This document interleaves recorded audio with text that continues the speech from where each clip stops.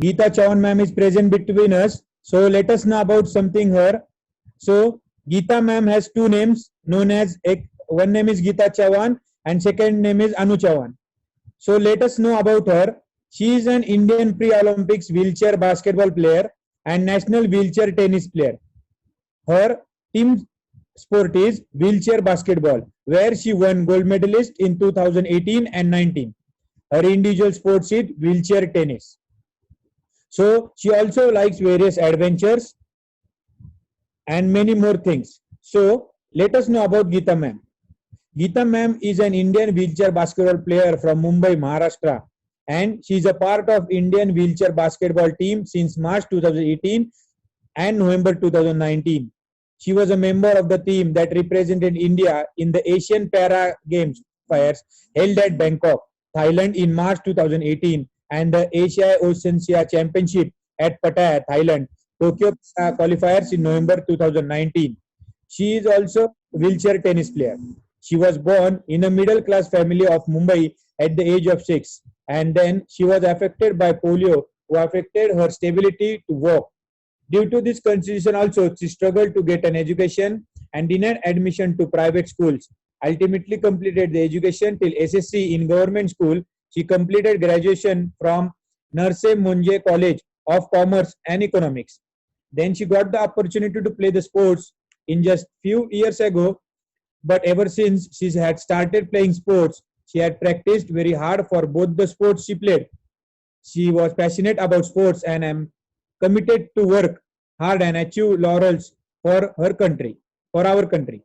Then we'll know the tournaments that she had played. Tournaments with Indian wheelchair basketball team represented India at the Asia Oceania Championship at Pattaya, Thailand.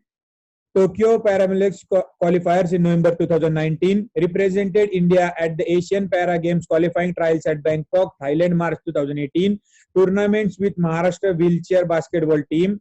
Then winner 6th National Wheelchair Basketball Gold Medalist Championship 2019 at Mohali.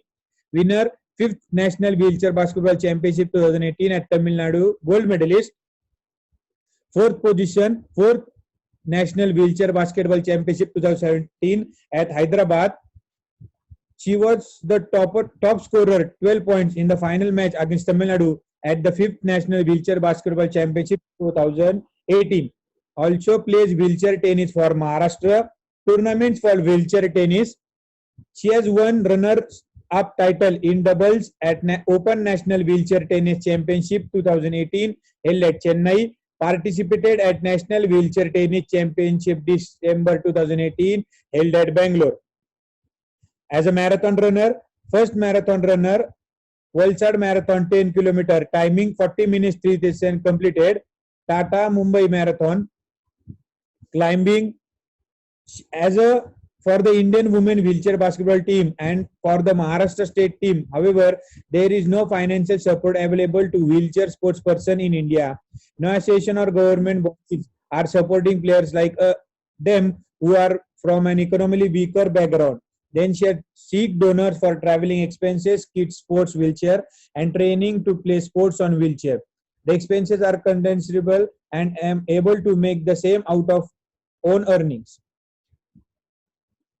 Then upcoming tournaments which he will be playing like 7th National Wheelchair Basketball Championship, National Tennis Championship 2020. Then the coverage that she got from the media is like article known as Geeta Chavan, aiming higher and higher, interview on ABP Maza, Marathi news channel, covered by the Tribal Box YouTube channel, article on the Geeta Chavan wheelchair basketball player, article on from Newshook, article on the Better India, inspiring her as a able wheelchair basketball champion, the Asian Age Phenomena, Humans of Bombay, etc. This was the little bit information of Geeta ma'am. Thank you.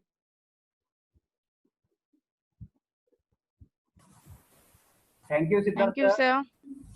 Thank you sir. आज मैं आपको ऐसी clip दिखाना चाहता हूँ गीता जी के बारे में. उनका कितना आत्मविश्वास है आपने स्क्रीन से इधर उधर मत उंगली घुमाइए।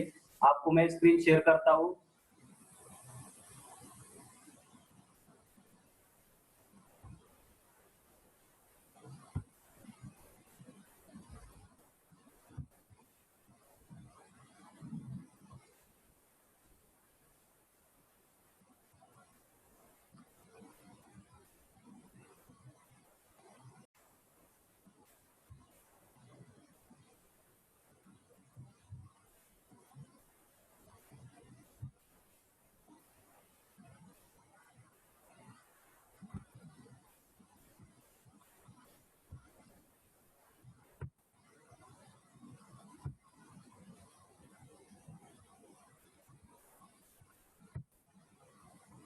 असली पहलवान की पहचान अखाड़े में नहीं जिंदगी में होए, ताकि जब जिंदगी तुम्हें पटके तो तुम फिर खड़े हो और ऐसा दांव मारो कि जिंदगी चित हो जाए।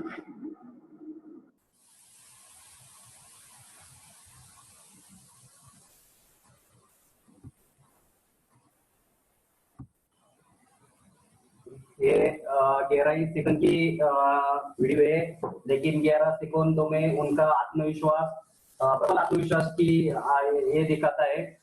इसकी वजह से उनका नाम पूरे वर्ल्ड अपने देश में घूम रहा है। अनुजिन का नाम। मैं अनुजिन से अनुरोध करता हूँ कि आप अपने जीवन के बारे में, आपके संघर्ष के बारे में हमारे खिलाड़ियों को मार्गदर्शन करें। Thank you sir.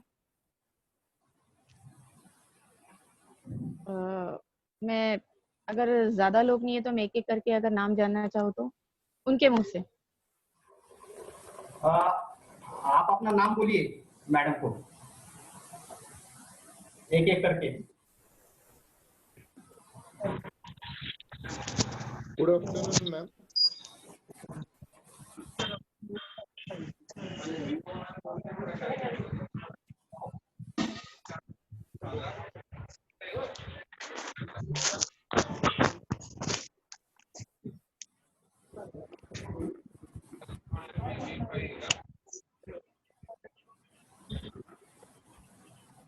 कोई भी स्टार्ट कर सकता है, no issues. Good afternoon ma'am. Myself Rohan Salunke, I am from Aurangabad. Okay.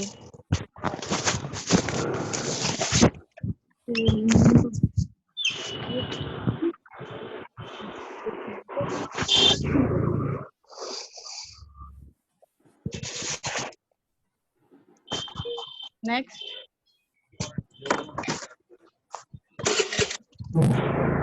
आपल्याला ते चालू करायला लागतं। Good evening ma'am. Hmm, ma'am आवाज आ रही है? हाँ आ रही है मुझे। मैम मैं तेजस तारे हूँ, कबड्डी प्लेयर हूँ। कहाँ से? Pune. Hi ma'am, I'm Srikanth Bamne from Pune and I'm also kabaddi player. Okay.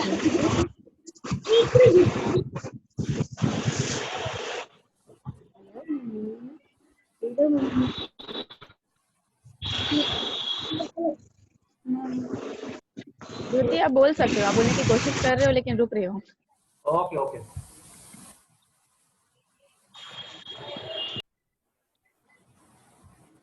कोई नहीं, शायद काफी लोग हिचकिचा रहे हैं बात करने के लिए। बात करने में कॉन्फिडेंस नहीं है, कोई बात नहीं है। कॉन्फिडेंस आपने जब से आएगा तो मैं अनुरोध करता हूँ आपसे, अपना कहानी बोलने को चालू करो। आप फेसबुक लाइव कर रहे हैं, फेसबुक पर अभी 200 लोग देख रहे हैं आपको, और जूम ऐप पर 12 लोग हैं। हाँ, तो अपना चालू कीजिए।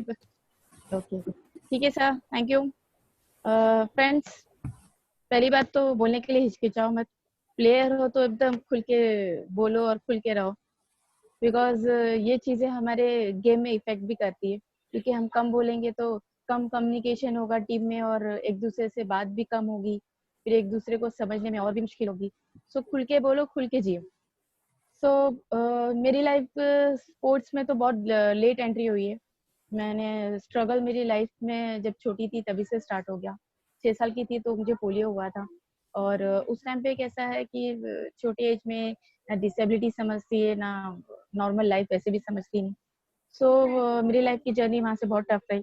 मुझे काफ़ी स्कूलों ने एडमिशन्स वगैरह नहीं दिए, प्राइवेट स्कूल ने तो टोटली मना किया था। बट मैंने कहते हैं ना, मेरे दीदी ने और मेरी मॉम ने बहुत कोशिश की, तो जाके बॉम्बे के गवर्नमेंट स्कूल में मुझे मुश्किल से एडमिशन मिला, वो भी एक एग्ज़ाम क्लियर करने के बाद। देन वो होने के बाद मुझे एडमिशन तो मिल गया, बट क्या था कि स्कूल लाइफ मैंने बहुत स्ट्रगल से बीती, बिकॉज़ छोटी थी तो और डिसेबिलिटी थी, पोलियो था, तो लोग डिसेबिलिटी समझते नहीं थे, उनको पता नहीं था। इनफैक्ट जिन बच्चों के साथ हम स्कूल में पढ़ते हैं ना, वो भी हमारे पास नहीं बैठते थे, क्योंकि उनके पेरेंट्स मना कर देते थे। और टीचर्स के पास ऑप्शन नहीं है, हमें सेपरेट बिठाना ही पड़ता था, एक अकेले टेबल पे अकेले बैठते थे। और आम बच्चों के साथ खेलना, उठना-बैठना तो वो दूर की बात है। हम देखने भी गए तो ज़्यादा से ज़्यादा देख सकते और कुछ कर नहीं सकते थे। तो ये सब लाइफ बहुत स्कूल की टफ रही, बट क्या वो एज किसी से कहने और समझाने की नहीं होती है। और हम भी नहीं समझते कि हम दूसरों को कैसे एक्सप्लेन कर सकते कि क्या है, और पता ही नहीं था। लगता था कि हाँ, शायद हमें ही कुछ प्रॉब्लम है इसलिए लोग हमारे पास नहीं आते। बट ठीक था, स्कूल लाइफ होने के बाद कॉलेज में मैंने मेरी मॉम के सपोर्ट से एडमिशन ले लिया। एडमिशन तो ले लिया, लेकिन मेरे डैड का थोड़ा अलग ही नेचर था। वो नहीं चाहते थे मैं आगे पढूँ, घर पे रहूँ, घर में सब कुछ मिल रहा है। तो बट मैं पढ़ना चाहती थी, कुछ करना था। ऐसे ही अपनी लाइफ रो के निकालना या ज़िंदगी भर ऐसे ही एक ही तरह पड़े रहना, वो मैं नहीं चाहती थी। तो मम्मी ने सपोर्ट किया उस टाइम पे, और मैंने एडमिशन लिया। एडमिशन्स के बाद भी कॉलेज में पढ़ाई के लिए पैसे की ज़रूरत होती है, हर छोटी-छोटी चीज़ों के लिए पैसे की ज़रूरत होती है, आप भी जानते हो। तो कैसा है कि मैंने जॉब ढूँढना स्टार्ट किया। जॉब मैंने काफ़ी जगह ढूँढे, न्यूज़पेपर में, मिड-डे टाइम्स ऑफ इंडिया वगैरह काफ़ी लोगों में आर्टिकल्स देख के मैंने इंटरव्यू देने की कोशिश की, बट मुझे काफ़ी महीनों तक जॉब नहीं मिली। तो जॉब नहीं मिलने का एक ही रीज़न था कि डिसेबिलिटी। वो वहाँ इंटरव्यू के लिए जाओ तो वो देखते हैं हमें कि कैसे ट्रीट करेंगे, कैसे देखेंगे, ऊपर से नीचे, अरे ये काम कर पाएगी या नहीं, ये कुछ मैनेज कर पाएगी नहीं। ये मतलब बहुत छोटी-छोटी चीज़ें थी। तभी भी इतना नहीं समझता था कि लोग हमें ट्रीट नहीं कर रहे, या हमें लगता था हमें जॉब कभी मिलेगा ही नहीं मुझे। मुझे तो बहुत फ़ील होता था कि मैं अपना सर्वाइव कैसे मैनेज करूँगी। बट कोई नहीं, वो भी जर्नी मेरी स्टार्ट होने के लिए बहुत मेहनत करनी पड़ी। मैंने उस टाइम पे मेरे एक फ्रेंड्स थे, उनके कज़िन्स ने सिम कार्ड एजेंसी स्टार्ट की, मैंने वहीं से स्टार्ट किया। मैंने स्टार्टिंग में सिम कार्ड भेजे, फिर वहाँ पे भी 2 महीने सैलरी नहीं मिली, तो बैड लक था, बट एक्सपीरियंस मिला। वो करते-करते फिर मुझे अच्छा एक्सपीरियंस होने के बाद मुझे बैंक में ऑफर्स आए, बैंक में जॉब मिले। मैंने पर्सनल लोन, होम लोन काफ़ी डिपार्टमेंट में काम किया, मार्केटिंग लाइन में बहुत जॉब किए, फील्ड वर्क किया। क्रचेज़ के ऊपर मैं फील्ड वर्क करती थी और जाके अपना प्रोडक्ट बेचती थी। यहाँ यहाँ से मैं मुंबई में अंधेरी में रहती हूँ, बट मैंने जॉब के लिए कम से कम वाशी, पनवेल, विरार, मैंने बहुत जगह ट्रैवल किया एज़ अ लोकल ट्रेन में। वो लोकल ट्रेन में भी ईज़ी नहीं होता है, क्योंकि काफ़ी बार गिरते-गिरते भी बची थी। बट इतने पैसे नहीं है कि हमेशा हम ऑटो या कैब करके जा सकते।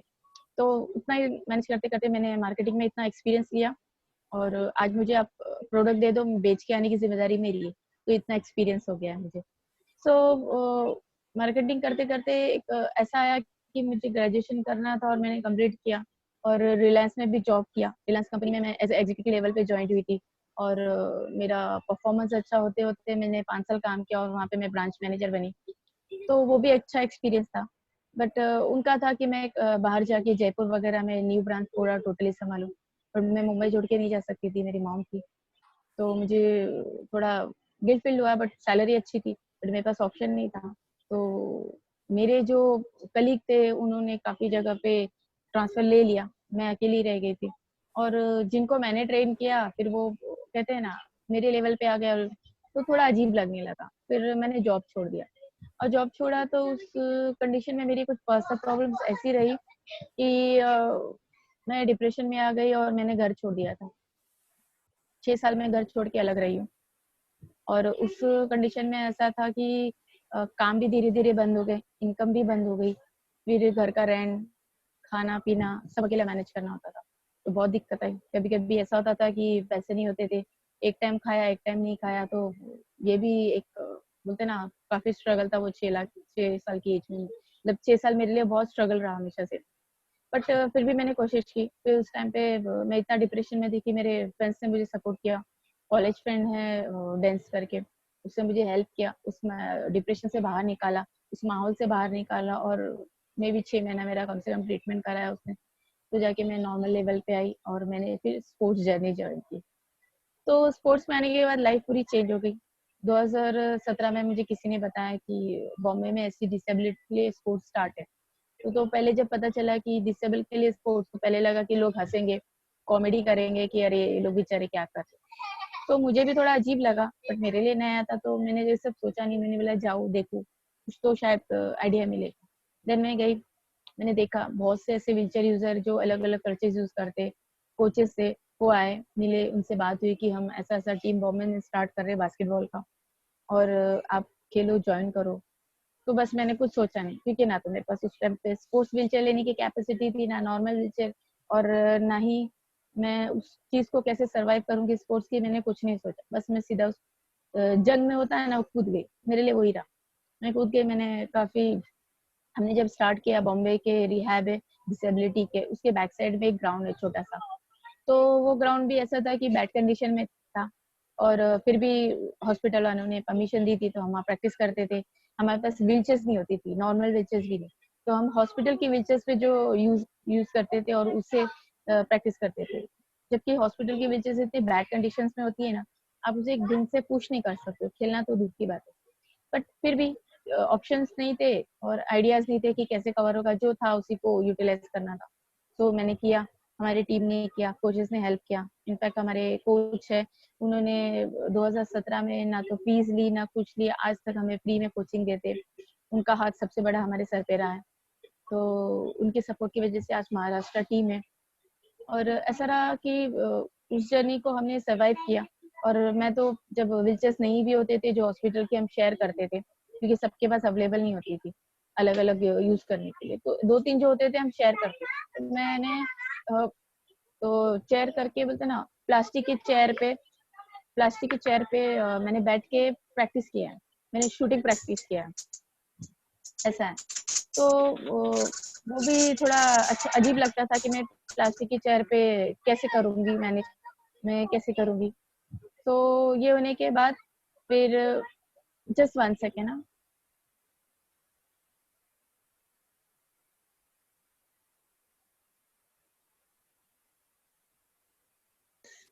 सॉरी। ये होने के बाद कैसा रहा कि प्लास्टिक की चेयर पे प्रैक्टिस करते करते फिर हमें एक छोटा सा अच्छा ग्राउंड मिला बोरीवली में, डॉन बॉस्को स्कूल। हम वहाँ गए, वहाँ पे भी ऐसी था कि हमारे पास व्हीलचेयर्स नहीं थी, हॉस्पिटल के पास करते थे तो वहाँ पे कम से कम हॉस्पिटल की व्हीलचेयर्स होती थी, यहाँ तो वो भी नहीं थे, तो प्लास्टिक की चेयर पे ही करना था। फिर एक दूसरे की चेयर जो नॉर्मल होती थी शेयर करते थे।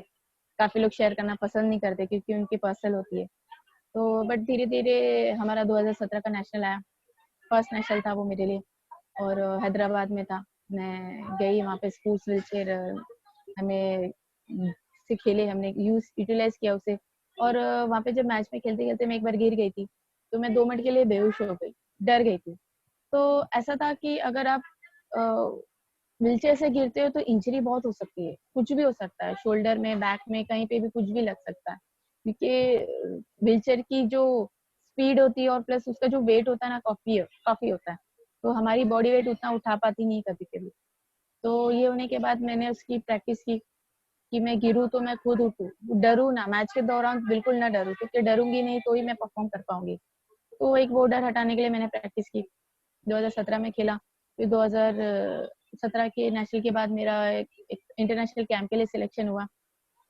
मेरा परफॉर्मेंस देखा उन्होंने, और इंटरनेशनल कैंप के लिए मैं परफॉर्म करने के बाद भी वहाँ पे मैं इंटरनेशनल के लिए सिलेक्ट हुई, जिसमें एशिया गेम था 2018 का।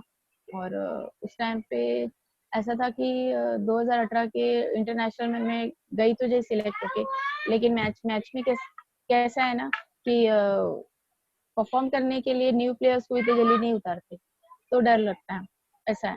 बट मैं खेली, थोड़ा सा एक्सपीरियंस मिला, अच्छा था। टफ है इतना पता चल गया मुझे, फिर और प्रैक्टिस की जरूरत है। 2018 में मैं आके और प्रैक्टिस करती रही।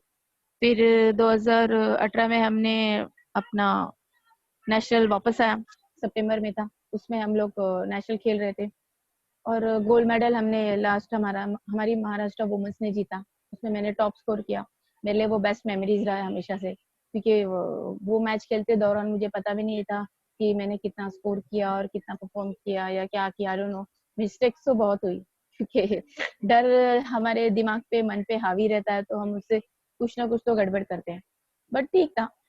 उस टाइम पे जब हमने मेडल जीता और मुझे पता नहीं था स्कोर कितना हुआ, मैंने बॉम्बे आने के बाद जब पता चला मेरा स्कोर कितना था, तो हैप्पी हुई कि एटलीस्ट मैंने अपना 100% दिया। क्योंकि मैच जीते नहीं जीते वो सेकंड प्रायोरिटी होता है। हम जब तक अपना 100% नहीं देंगे, खुद को फील नहीं होगा कि हमने दिया है, तो तब तक उसकी मीनिंग भी नहीं होती। कभी कभी ऐसा लगता है कि अरे हमने मैच तो जीता, और मैच जीतने के बाद ऐसा लगता है अरे मैंने अपना 100% दिया ही। तो वो एक फील होता है, उस फील को जितना हो सके दूर रखो। जब तक आप 100% अपना नहीं दोगे, तब तक मैच जीतने नहीं जीतने का कोई मीनिंग नहीं होगा, मुझे ऐसा लगता है। सो 2018 का मैच जीता, और मैच जीत के आने के बाद फिर मैं वापस टेनिस के मैच के लिए गई थी। टेनिस का मैच भी मेरा ऐसा था कि फाइनल में थी और मेरे डैड एक्सपायर हो गए, तो मैं फाइनल मैच खेल रही हूँ और मेरे डैड जा चुके थे, मैं उनको आखिरी बार देख नहीं पाई। मेरे घर वालों ने उस टाइम पे इसलिए नहीं बताया क्योंकि मैं फाइनल में थी। लाइक मेरा 3 बजे मैच था और वो दो या 1:30 बजे ऑफ हो चुके थे। तो मुझे बहुत बुरा लगा। मैं जब मेडल लेके घर घर पे आई, तो ऐसा लगा कि मैंने मेडल जीत तो लिया, लेकिन उनको खो दिया, उनको देख नहीं पाई आखिरी बार, ऐसा था। बट तो ये होने के बाद आई, मैंने वो मेडल्स भी आज ऐसा बाहर निकाल के नहीं रखा, काफी टाइम तक बाहर घर बैग में पड़ा रहा। ये फील होता था हमेशा, अरे डैड को देख नहीं पाई और मैं मेडल जीत गया। मेडल तो शायद मैं दोबारा जीत भी लेती, उनको आखिरी बार देख नहीं पाती, ऐसा हुआ। फिर 2019 में हमने वापस नेशनल मैच जीता, और अभी पैरालंपिक के लिए सिलेक्ट हुई दिसंबर में, रिसेंटली मैं खेल के आई हूँ। तो ये एक्सपीरियंस रहा मेरे लाइफ का। स्पोर्ट्स में जितना एफर्ट या जितना डाल सकती हूँ मैं पूरी कोशिश करती हूँ, और कैसे कैसे खुद की इनकम से ही मैनेज करना है स्पोर्ट्स। ऐसा कोई पर्टिकुलर रेगुलर इनकम नहीं है कि स्पोर्ट्स के लिए मुझे अलग से मिल रहा हो। हाँ, कुछ लोग सपोर्ट करते, संतोष सर करके के कंपनी के, उन्होंने मुझे व्हीलचेयर दिलाई है। और करण सर है, उन्होंने मुझे नेशनल के लिए कहते हैं ना स्पॉन्सर किया था। मतलब काफी लोग ऐसे थोड़ा थोड़ा स्पॉन्सर करते रहते हैं बीच बीच में, तो हेल्प हो जाती है। बट क्या खुद की इनकम से स्पोर्ट्स सरवाइव करना थोड़ा सा मुश्किल है, टफ है। बट ऑप्शन नहीं है, और खेलना भी है और देश के लिए कुछ करना भी है, तो कोशिश कर रहे हैं अभी भी कि हम कर सके। और आगे कैसा है कि जैसे जैसे तकलीफें आएगी उस हिसाब से अपने आप को मैनेज करना है, अपने मेंटल को कंट्रोल करना है।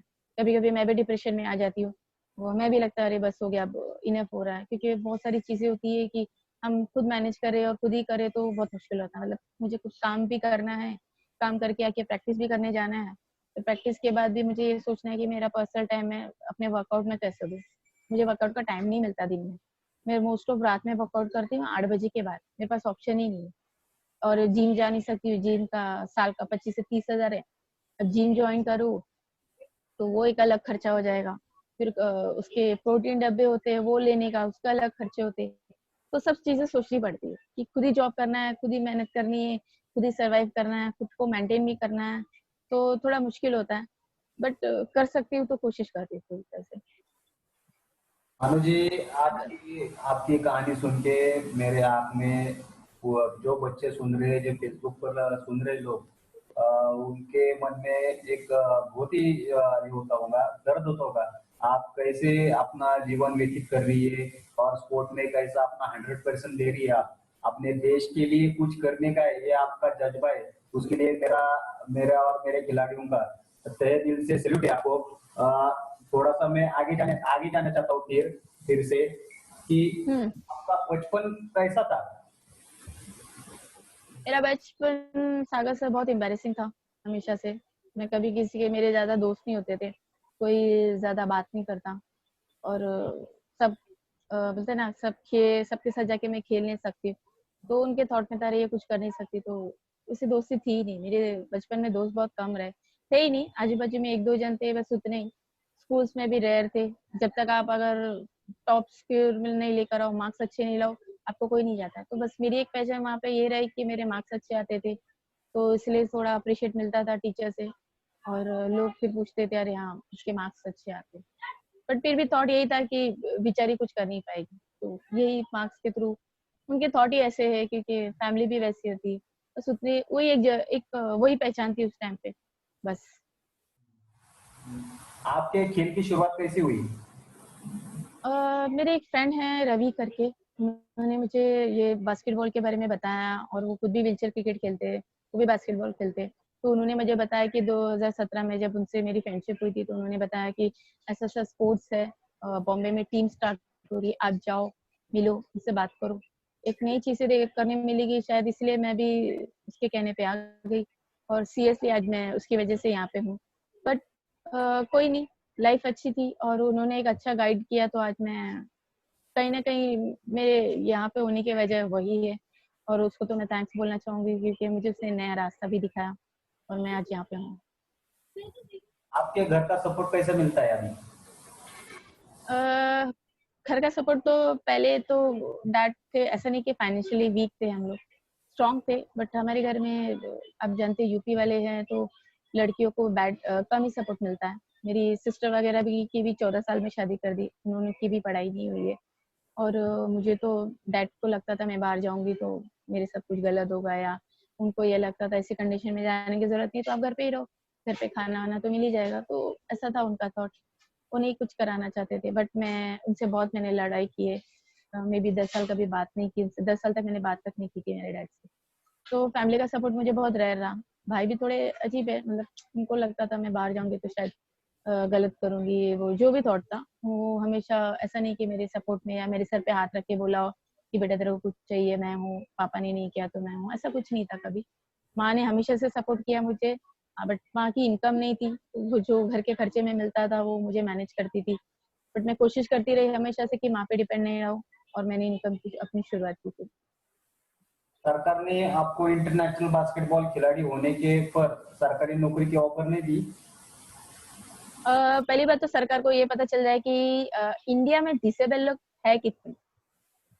नौकरी तो सर दूर की बात है, बट उनको ये तो पता चल जाए डिसेबल है कितने, किनको ज़रूरत है, किनके घर तक वो घर से बाहर निकल भी सकते हैं या नहीं। उनको ये पता चल जाए तो शायद ये भी पता हो कि फिर इंटरनेशनल लेवल पे या नेशनल लेवल पे जो हर स्टेट में वुमेन्स या मेंस है जो परफॉर्म कर रहे हैं, उनको आके सामने से ऑफर दे या हम जाके स्ट्रगल करें। डेफिनेटली हमें ही करना है, आई नो दैट। बट उनको ये पता तो चले कि उनकी डिसेबिलिटी की स्कोर कितने हैं। आई डोंट थिंक सो पूरी तरह से पता होगा। हाँ, एक उनका मीटर्स होता है कि अरे 2000 होंगे, 5000 होंगे, वो होते हैं। प्रैक्टिकली जाके ऐसा किसी ने गवर्नमेंट में ऑफिसर नहीं। आपने ये लॉकडाउन में सुना कि उन्होंने किसी डिसेबल के घर जाके उनको कुछ फाइनेंशियली स्ट्रॉन्ग किया हो या उनका कुछ सेटअप किया होगा। इनफैक्ट आम पब्लिक ही आज किसी ना किसी पब्लिक को हेल्प कर रही है, ऐसा है। तो मैंने भी कोशिश की थी। मेरी फ्रेंड है उसके घर के बाहर एक सिग्नल है, वहाँ पे कुछ 12 फैमिली थी, उनकी भी हालत खराब थी जब से स्टार्ट हुआ। तो मैंने वहाँ पे मैं जाती हूँ तो मैंने देखा है उनकी कंडीशन। तो उस टाइम पे मेरे पास भी इतना फाइनेंशियली मैं नहीं हूँ बट मैंने थोड़ा अमाउंट दे के उनका 15 दिन का खाने का बंदोबस्त किया था।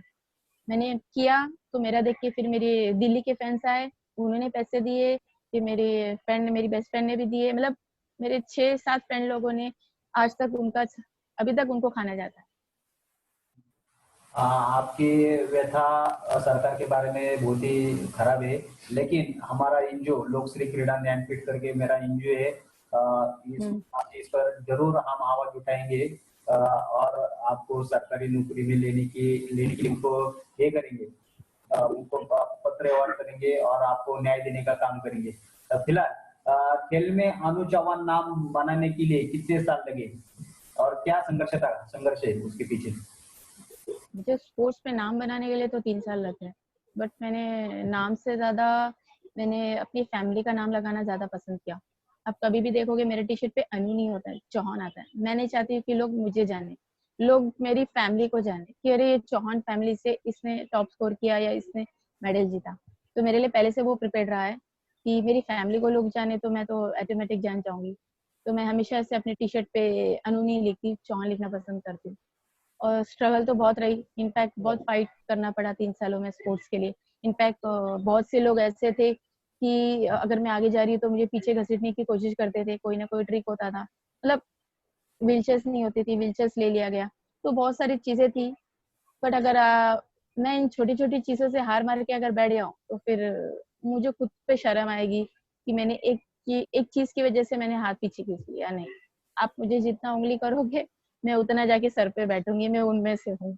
मैं चुपचाप बैठ के घर पे रोना या बैड फील करना, रे इसने मेरे साथ ऐसे किया, नहीं। वो 2 दिन तक फील रहेगा, एग्री। बट अगर आप मुझे जितना पीछे घसीटने की कोशिश करोगे, मैं उतना जाके आगे बैठूंगी, मैं उनमें से हूँ। वो क्लिप अभी दिखाई पहले, वो क्लिप की वजह से हमको समझ में आ रहा है कि जितनी बार आप गिरोगे उतनी बार उठने की कोशिश भी करोगी और जीतने की कोशिश भी करूंगी। ये अनु चौहान है। मैं अनु चौहान से और कोई क्वेश्चन पूछना चाहता हूँ। आपको कौन प्रेरित करता है खेलने के लिए? एज ए लाइफ में आप बोलो तो मेरी कॉलेज की फ्रेंड है, 10th, उसने मुझे सपोर्ट किया मेंटली और फाइनेंशियली भी जब मेरी कंडीशन खराब थी। बट मैंने अपनी इनकम से कवर कर करके उसे रिटर्न किया, बट उसने मेरा आज बिजनेस भी खड़ा है तो उसी की वजह से है। सो वो एक कनाडा से है, हमारी दोस्ती 2015 में ही हुई थी और उसने मुझे मेंटली बहुत सपोर्ट किया। आज मैं हूँ और कहीं ना कहीं मैं शायद जिंदा भी हूँ तो उसी की वजह से हूँ, ऐसा हाल है। और स्पोर्ट्स में अगर आप बोलो तो हमारी टीम कैप्टन है कार्तिकी पटेल। हमारी अच्छी दोस्ती भी है, हम अच्छे फ्रेंड हैं। वो अच्छी इंडियन टीम की कैप्टन भी है, हमारी महाराष्ट्र टीम की कैप्टन भी है और एक अच्छी टीममेट भी है। इनफैक्ट वो मुझे हर चीज के लिए गाइड भी करती है। स्पोर्ट्स में मेरा स्पोर्ट्स नॉलेज बहुत जीरो है। आप सोचोगे मैं इंटरनेशनल प्लेयर हूँ तो मुझे बहुत ज्यादा आता है, नहीं। मैंने कभी पूरा लाइफ में स्पोर्ट्स के बारे में जानने की कोशिश ही नहीं की। बस हाँ, मैं घर पे मैच आ रहा है इंडिया पाकिस्तान का तो मैंने वही देखा, क्योंकि बचपन से जब खेलने की ख्वाहिशें खत्म हो जाती है ना तो आप उस तरफ कभी ध्यान नहीं दो, तो मैंने कभी नहीं दिया। और जब ये बास्केटबॉल में मैं उतरी तो जितना मैं खेलती हूँ, जितना मैं जानती हूँ, जितना समझती हूँ, मैं उसी पे फोकस करती हूँ। मैं एक्स्ट्रा जानने की कोशिश नहीं करती। या अभी मैं बास्केटबॉल में हूँ तो मुझे बैडमिंटन के बारे में जानना है, नहीं, मुझे नहीं जानना है। उनका टॉप सानिया मिर्जा ने खेला या किसने गोल्ड मेडल जीता, मैंने उनको कभी आइडियल नहीं बनाया।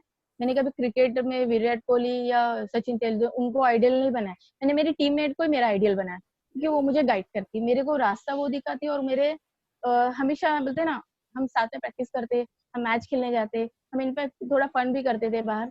बट क्या है, अगर आप अपनी कली को अपना आइडियल बनाओ ना तो वो एक अलग बात है। आपके कोच भी आपके आइडियल्स हो सकते, आपके पेरेंट्स हो सकते, आपके दोस्त हो सकते। वो डिपेंड करता है कि आप किससे कितना ज्यादा शेयर करते हो। तो मेरे लाइफ में ये 2 लोग हैं जिन्होंने मुझे हमेशा से सपोर्ट किया है। इनफैक्ट अभी कार्तिकी यूएस में है तो हम, और ये लॉकडाउन के चक्कर में 4 महीने से घर पे ही है। नहीं तो हम ज्यादातर हफ्ते में 4 दिन प्रैक्टिस करते थे। मैं काम करके आके सीधा प्रैक्टिस पे जाती थी, तो ऐसी चीजें होती थी। बट अब वो नहीं है तो मुझे अकेले प्रैक्टिस करनी है, तो थोड़ा सा बैड फील होता है कि अकेले मुझे कौन गाइड करेगा।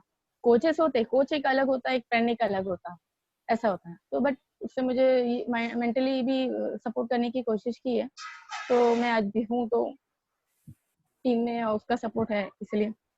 और कोचेस का तो हमेशा से हेल्प रहा है। लास्ट 3 साल से उन्होंने हमें, आप जानते हो कि कोई बिना फीस लिए इतना हेल्प, मतलब इतना ट्रेनिंग कोई भी नहीं देगा, बट उन्होंने हमेशा से फीस नहीं ली। उल्टा हम जितने भी लोग हैं उनको फाइनेंशियली भी सपोर्ट करने की कोशिश करते हैं या स्पॉन्सर दिलाते या कुछ ना कुछ करते रहते हैं।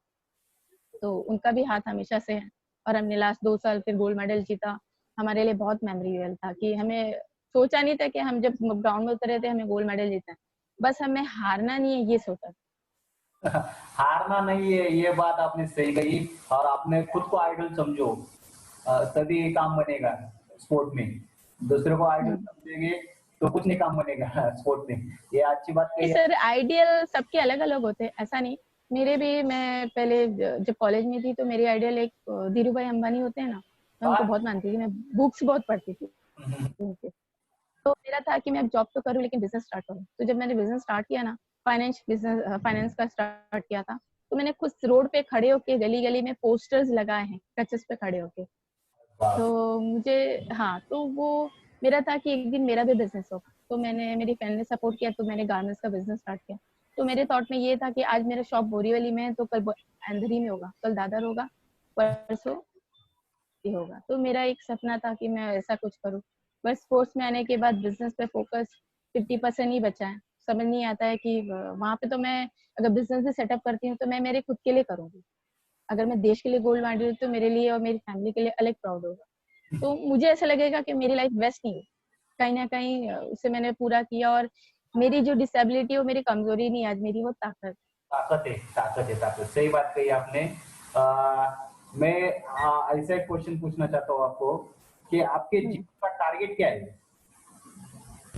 मेरी जिंदगी का टारगेट तो पहले सच कहूँ आपको एक शॉप बनाना और एक हर जगह पे ब्रांचेस बनाना खोलना एक अलग माइंड था मेरा। बट स्पोर्ट्स में आने के बाद अभी बस ये है कि मैं गोल्ड मेडल जीत सकूँ पैरालंपिक में, क्योंकि एक टाइम था जब मैं छोटी थी तो मुझे फौज में जाने का बहुत शौक था। तो डिसेबल है तो फौज में वैसे भी हमारी कोई जगह होगी तो नहीं, तो सोचा था वहाँ देश के लिए कुछ नहीं कर सकते तो यहाँ तो कोशिश कर सकते। तो वही एक थॉट में रखती हूँ, बस मुझे मेरी लाइफ में वेस्ट नहीं करूँ और वहाँ पे एटलीस्ट कंप्लीट करके जाऊँ। तो आगे जाते हैं थोड़ा सा। आप एक हम्म, इंटरनेशनल बास्केटबॉल खिलाड़ी है होकर समाज हम्म, में आपको सम्मान कैसा मिलता है? मैं सुनाई नहीं दिया, सॉरी सर। आप एक इंटरनेशनल बास्केटबॉल खिलाड़ी है, हम्म, आपको समाज में कैसा सम्मान मिलता है? अब काफी बेस्ट मिलता है। पहले तो शायद फैमिली भी रिस्पेक्ट नहीं देती थी और भाई लोग का भी वैसा सपोर्ट नहीं था। बस स्पोर्ट्स में आने के बाद एक अलग ही पहचान बन गई है मेरी। मेरे एरिया में पहले शायद किसी को पता नहीं था कि मैं कौन हूँ। आज सब मुझे जाते स्माइल देते, जो बात तक नहीं करते थे। इनफैक्ट जो एरिया के भी मतलब हमारे जो आसपास में रहने वाले भी फ्रेंड्स थे, उन्होंने भी बात करना मुझसे छोड़ दिया था, लेकिन आज मिलना चाहते, बात करना चाहते, टाइम स्पेंड करना चाहते। बट ऐसा था कि जो रिस्पेक्ट पहले नहीं मिली, आज से कहीं ज्यादा मिलती है। खिलाड़ी होने के बावजूद रिस्पेक्ट ज्यादा मिल रहा है अभी। यही खिलाड़ी यस, का यही खिलाड़ी का ये है, खेल खेलो। लाइफ में एक ही बार एक ना एक दिन खेल खेलना चाहिए सब लोगों ने। सबसे तंदुरुस्त रहेंगे और नाम भी होगा। तो थोड़ा सा आगे चलते हैं। आप घर घर और खेल का खर्चा का प्रबंधन कैसे करते हैं? पहली बात तो बहुत मुश्किल होता है मेरे लिए दोनों चीजें मैनेज करना। तो पहले तो अपना खर्चा निकाल लेते थे, अब स्पोर्ट्स में आने के बाद उसके डबल टिबल होता है। बट ऑप्शन नहीं है, खुद ही काम करना है, क्योंकि मैं किसी पे डिपेंड नहीं हूँ, ना फैमिली पे ना किसी और पे। तो मैं खुद काम करती हूँ, खुद जो इनकम आ सकता है उससे कवर करती हूँ। बीच बीच में मुझे संतोष सर है, उनका हेल्प मिलता है। करण सर कनाडा से थे, उन्होंने मुझे पहले स्पोर्ट्स व्हीलचेयर दिलाई थी, अब वो वहीं पे शायद, यहाँ पे नहीं है इंडिया में। और और भी है, राज सर है, उन्होंने मुझे सपोर्ट किया था, उन्होंने मुझे स्पॉन्सर दिलाया था एक बार। तो काफी लोग हैं, तनु मैम है, उन्होंने हेल्प किया है। मेरा फ्रेंड है राहुल, वो भी मुझे बीच बीच में गाइड करता रहता है कि हमें स्पोर्ट्स में ऐसा करना है। आई नो दैट कि स्पॉन्सर मिलना मुश्किल होता है, नहीं मिला तो नहीं मिला, खुद खर्चा करना है। फिर मैं पहले से कोशिश करती हूँ कि खुद ही कर सकूं, बट लास्ट मोमेंट पे कभी कभी होता है तो ऑप्शन नहीं है। बट क्या है ना, एक चीज मैंने नोट आउट की है कि मैं पहले किसी स्पॉन्सर के पास सामने से नहीं जाती हूँ, मुझे अच्छा नहीं लगता। मैंने कभी से बचपन से मतलब फैमिली के सामने भी हाथ नहीं फैलाया, तो थोड़ा स्पॉन्सर के लिए भी हिचकिचाना लगता है मुझे, तो मैं जाती ही नहीं जल्दी। किसी ने सामने से बोला, सामने से सपोर्ट किया तो मैं मुझे अच्छा लगता है फिर। तो काबिलियत पे अगर कोई पूछता है तो बात अलग होती है, हम जाके पूछे या जाके मांगे थोड़ा अलग लगता है, मेरे लिए तो हमेशा से अलग लगा। बट फिर भी गिरीश सर करके उन्होंने भी हेल्प किया था बीच में। तो बट ऐसे कुछ लोग हैं जो सामने से हेल्प करते हैं तो अच्छा लगता है, तो हम और अच्छे से खेल सकते हैं, अपना फोकस कर सकते हैं। अगर इनकम से कम हुई और स्पोर्ट्स में भी खर्चा है ना, तो माइंड पे भी प्रेशर आता है कि कैसे मैनेज होगा, कैसे होगा। तो थोड़ा दिक्कत है, बट कर लेते मैनेज। अब देश भी अपना है तो खेलना भी हमें है, तो खर्चे भी अपने ही होंगे फिर। सही बात है, सही बात है। अभी सब कोरोना की वजह से सब खेल बंद है, मैदान बंद है। लेकिन आप हम्म, फिट रखने के लिए क्या एक्सरसाइज कर रही है घर पर? अभी तो मैं फिलहाल लास्ट कुछ मंथ से नहीं कर रही, क्योंकि मुझे डॉक्टर ने मना किया है रेस्ट करने का, शोल्डर पेन है और थोड़ा बीच में तबीयत खराब थी। और आपको भी पता है कि बीच में क्वारंटाइन में थी मैं कुछ 15-20 दिन के लिए। तो ऐसा था कि अभी लास्ट 1-1.5 महीने से मैं कुछ नहीं कर रही हूँ। हाँ, बट मैंने कुछ डम्बल्स, कुछ टेराबैंड और कुछ ले रखे, तो मैं घर पे ही करती हूँ। घर पे ही वर्कआउट करती हूँ, पुशअप वगैरह है, फिर डम्बल्स कर लेती हूँ। थोड़ा दोपहर को 2 बजे तक 200-300 कर लूंगी, फिर शाम को 200-300 कर लूंगी। ऐसा है, जैसे माइंड रहेगा जैसे बॉडी है। बट क्या थोड़ी अभी एक्टिविटी नहीं हो रही है ना बॉडी की, सिर्फ वर्कआउट कर रहे हो और घर में बैठ रहे हो तो बॉडी स्ट्रक हो रही है, तो उससे पेन वगैरह शुरू हो जाएंगे, तो एक्टिविटी की जरूरत है अभी थोड़ा। आप जब लॉकडाउन से पहले डाइट का प्लान कैसा था आपका? प्रैक्टिकली बोलूँ तो सर मेरा डाइट बहुत खराब है, क्योंकि मैं सुबह काम पे लिए निकल जाती थी, तो फिर दिन भर मेरा खाना रह ही जाता है। कोशिश करती थी कुछ ना कुछ खाऊं। स्पोर्ट्स में आने के बाद मैंने खाने की बहुत फोकस ली होता था, बट अगर बाहर काम पे जा रहे हैं तो बाहर खाना मुश्किल है, हर बार होटल में नहीं खा सकते, अफोर्ड नहीं होता है। फिर उसके बाद अगर मैं वहाँ प्रैक्टिस पे गई तो फिर वही हो जाता है, थोड़ा डाइट दिन का कम, लेकिन रात का डाइट मैं अच्छे से लेती हूँ। और शाम को प्रोटीन पाउडर ले लेती हूँ नाश्ता करने के बाद थोड़ा सा। फिर रात को दूध ले लेती हूँ, उसमें भी प्रोटीन पाउडर थोड़ा, जैसे बॉर्नविटा वगैरह ले लेती हूँ, वो इजी हो जाता है। तो जितना हो सकता है मैं मॉर्निंग में एग एग लेने की कोशिश करती हूँ। मॉर्निंग में अगर चाय नाश्ता कर रहे हो तो डेली 2 एग लेना पसंद करती हूँ। तो और मेरी मॉम ने घर में ही घी बनाना स्टार्ट किया है, तो वो 1 स्पून ले लेती हूँ ताकि मुझे बॉडी को दिन भर वो कवर हो जाए। तो इतना भी नहीं, इतना लेती हूँ कि बॉडी हमारी ज़्यादा वेट में भी ना आए, क्योंकि हम खेलते हैं ना, दिन भर व्हीलचेयर पे बैठे रहते हैं, तो बॉडी में वेट बढ़ता है। तो उतना ही फूड लेना चाहिए जितना बॉडी का वेट ना बढ़े। हाँ, लेकिन मैं नॉन-वेज बहुत अच्छे से खाती हूँ, चिकन स्पेशली, वो मुझे ज़्यादा सूट करता है। सो मैं उसको ही वीक में 3 से 4 बार ट्राई करती हूँ कि मैं नॉन-वेज खा सकूँ। आप कितने देश में जाके घूम घूम के आई है बास्केटबॉल खेल के? खाली बास्केटबॉल की बात करें तो फिर मैं अभी तक 2 साल खेल चुकी हूँ, तो 2 साल ही गई हूँ। और प्रैक्टिकली पर्सनली मैं तो एक बार सिंगापुर गई थी फ्रेंड्स के साथ, एक कज़न की थी। और एक बार बस, और एक कहीं गई थी, मुझे याद नहीं है, काफ़ी टाइम हो गया, मे बी 2016 में। तो बस ये 4 बार मेरी जर्नी रही है ऑलमोस्ट।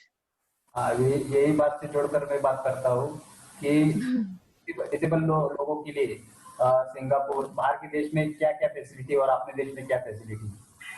अपने यहाँ पे एक्सेसिबिलिटी बोलते हैं ना, अपने यहाँ पे सर्वाइव करना ईज़ी नहीं है। मतलब आप अगर ट्रैवल कर रहे हो तो आपको रैंप नहीं मिलेगा, आपको वो फुटपाथ ऊपर लगेंगे, फिर रोड में खड्डे होंगे, मतलब क्रचेस पे चलना और व्हीलचेयर पे चलना बिना हेल्प, फिर कोई ना कोई एक जन चाहिए। फिर पहली बात तो गाड़ी भी ऐसी-ऐसी जगह से चलती है कि व्हीलचेयर तो गाड़ी के नीचे भी आ सकती है, क्योंकि गाड़ी की हाइट इतनी होती है, वो इतना उससे तो दिखेगा नहीं, तो क्रॉस करने में भी दिक्कत है। मतलब सेफ नहीं है इंडिया, मतलब प्रैक्टिकली ऐसा बोलना नहीं चाहिए, पर ये है प्रॉब्लम। बहुत ट्रैवल्स प्रॉब्लम होते हैं। अगर हमें कहीं जाना है तो पहले सोचना पड़ता है वहाँ पे एक्सेसिबल होगा या नहीं, वहाँ पे रैंप होगा या नहीं, या कोई हेल्प करेगा या नहीं।